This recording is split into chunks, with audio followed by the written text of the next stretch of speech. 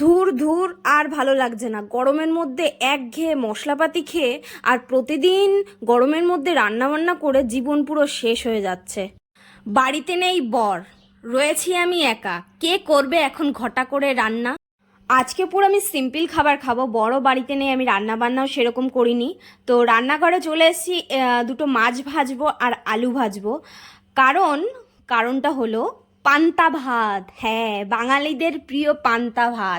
গরমকাল এলে তো আমি এটা প্রায়ই দিনই খাই, আমার খুবই ভাল লাগে। আর জানো তো, পান্তা ভাত খাবো বলে আমি আগের দিন বেশি করে ভাত করেছিলাম। বেশি করে ভাত করে আমি জল দিয়ে দিয়েছিলাম, যাতে মানে ভাতটা খাবো বলে, এত ভালো লাগে আমার।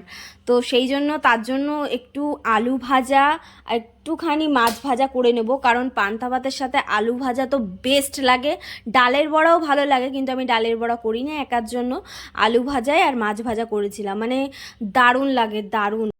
আজকের খাওয়াটা তো মানে পুরো জমে যাবে, কারণ আমার খুব ভালো লাগে। আর জানো তো, অনেক খাবার আছে যেগুলো না আমার হাজবেন্ড খায় না, আমার খুব খারাপ লাগে। ওর জন্য না আমি করতেও পারি না, একার জন্য না রান্না করতেও ইচ্ছা করে না। কেউ যদি খায় তার জন্য বানাতেও ভালো লাগে, আর একার জন্য না তখন আর ইচ্ছা হয় না।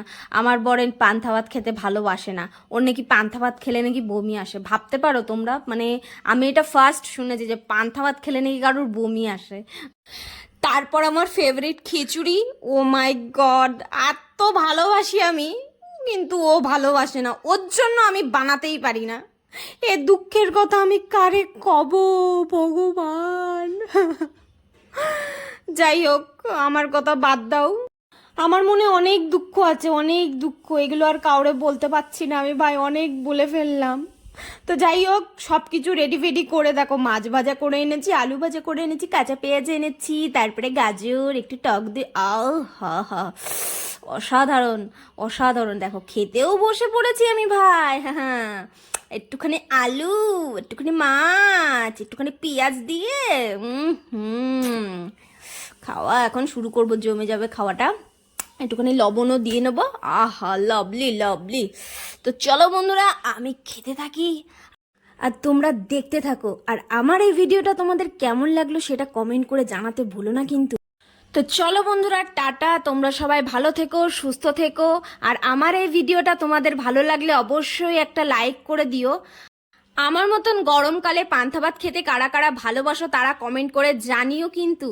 আমার বাড়িতে তো পান্তা ভাত হয়েছে, সেটা তো তোমরা দেখতেই পারলে। তো তোমাদের বাড়িতে আজকে কি কি রান্না হয়েছে সেটা কমেন্ট করে জানাতে ভুলো না কিন্তু। তো চলো বন্ধুরা, টাটা, আমি ভিডিওটা এখানেই স্টপ করছি। তোমরা সবাই ভালো থেকো, সুস্থ থেকো, দেখা হচ্ছে নেক্সট কোনো